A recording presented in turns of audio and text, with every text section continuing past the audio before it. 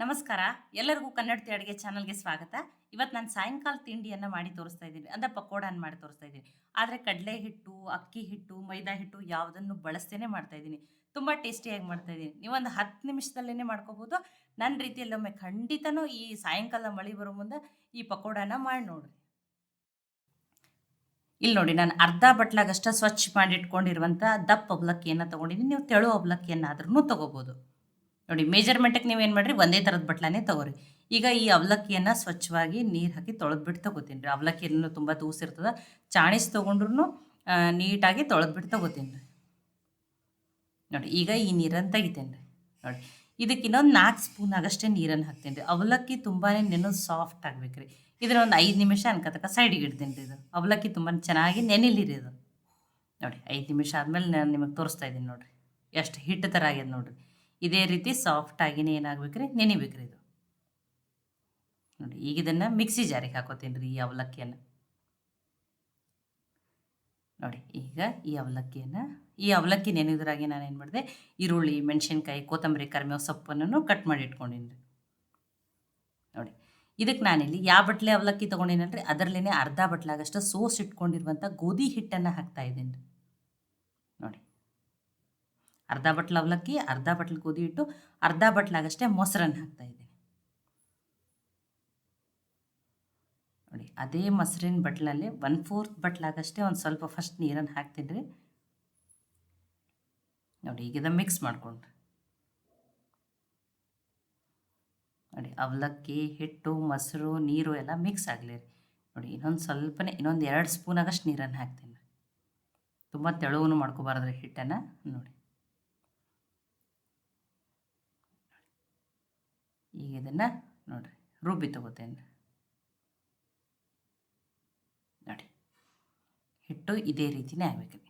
ನೋಡಿ ಒಂದು 5 ಸ್ಪೂನ್ ಅದು ಆಗಷ್ಟು ನೀರನ್ನು ಹಾಕಿದ್ದೀನಿ ರೀ. ಈಗ ಇದನ್ನೇನು ಮಾಡ್ತೀನಿ, ಬೇರೆ ಪಾತ್ರೆಗೆ ಹಾಕೋತೀನಿ. ನೋಡಿ ಈಗ ಇದನ್ನು ಹಿಟ್ಟನ್ನು ಏನು ಮಾಡ್ಬೇಕು ರೀ, ನೋಡಿ ನಾನು ಈ ರೀತಿ ನೋಡಿ ನಿಮಗೆ ತೋರಿಸ್ತೇನೆ.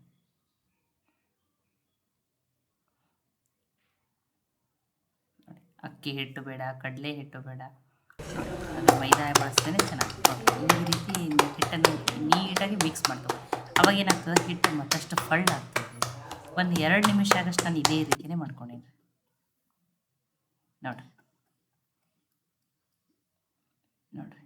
ಈ ರೀತಿ ಮಾಡ್ಕೊರಿ. ನೋಡಿ ನಾನು 2 ನಿಮಿಷ ಆಗಷ್ಟು ಮಾಡ್ಕೊಂಡಿದ್ದೀನಿ.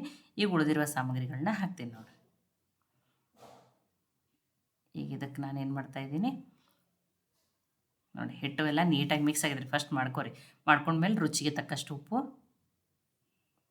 ನೋಡಿ ಒಂದು ಅರ್ಧ ಈರುಳ್ಳಿನ ಸಣ್ಣದಾಗಿ ಕಟ್ ಮಾಡಿ ಹಾಕ್ತಾಯಿದ್ದೀನಿ. ದೊಡ್ಡದಿದ್ರೆ ಅರ್ಧ ಹಾಕಿನಿ, ಸಣ್ಣದಿದ್ರೆ 1 ಹಾಕ್ರಿ.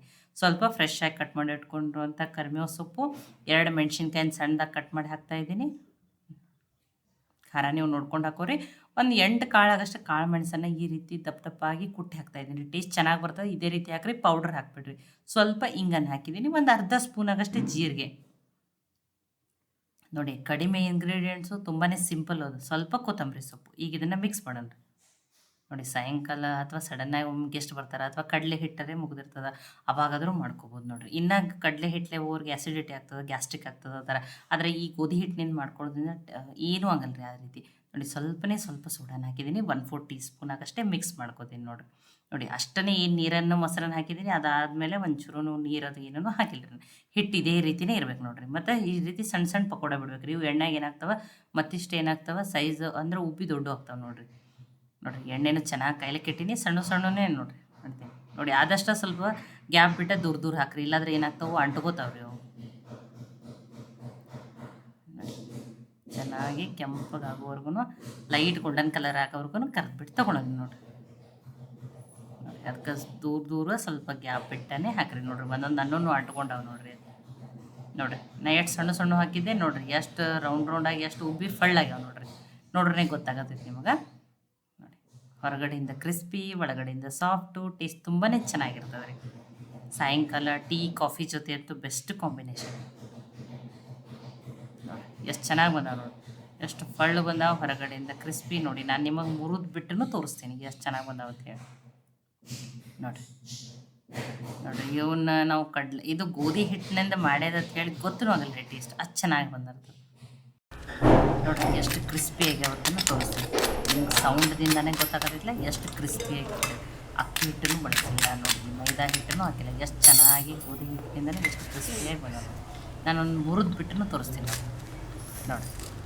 ಹೊರಗಡೆ ಲೇಯರು ಎಷ್ಟು ಕ್ರಿಸ್ಪಿಯಾಗಿ ಬಂದದ್ದು ಮತ್ತು ಒಳಗಡೆಯಿಂದ ನೋಡಿರಿ ಎಷ್ಟು ಎಷ್ಟು ಚೆನ್ನಾಗಾಗ್ಯಾವ.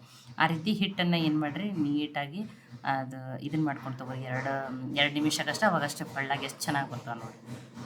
ಬಿಸಿ ಬಿಸಿ ಟೇಸ್ಟಿಯಾಗಿರುವಂಥ ಗೋಧಿ ಹಿಟ್ಟಿನ ಪಕೋಡ ರೆಡಿ ಆಗ್ಯಾವ್ರಿ. ಸಾಯಂಕಾಲ ಮಳೆ ಬರೋ ಮುಂದೆ ಟೀ ಕಾಫಿ ಜೊತೆ ಅಂತೂ ಬೆಸ್ಟ್ ಕಾಂಬಿನೇಷನ್. ನೀವು ಮೆಣಸಿನ್ಕಾಯಿ ಜೊತೆನೂ ತಿನ್ಬೋದು, ಸಾಸ್ ಜೊತೆ ತಿನ್ಬೋದು, ಗ್ರೀನ್ ಚಟ್ನಿ ಜೊತೆನೂ ತಿನ್ಬೋದು. ಈ ರೆಸಿಪಿ ನಿಮಗೆ ಇಷ್ಟ ಆಗಿದ್ರೆ ಲೈಕ್ ಮಾಡಿ, ಶೇರ್ ಮಾಡಿ, ಕಮೆಂಟ್ ಮಾಡಿರಿ. ಖಂಡಿತನೂ ಟ್ರೈ ಮಾಡಿ ನನಗೆ ಹೆಂಗೆ ಬಂದಿತ್ತು ತಿಳಿಸ್ರಿ. ಮತ್ತೆ ಒಳ್ಳೆ ರೆಸಿಪಿ ಜೊತೆ ಸಿಗೋಣ. ಎಲ್ಲರಿಗೂ ಧನ್ಯವಾದಗಳು.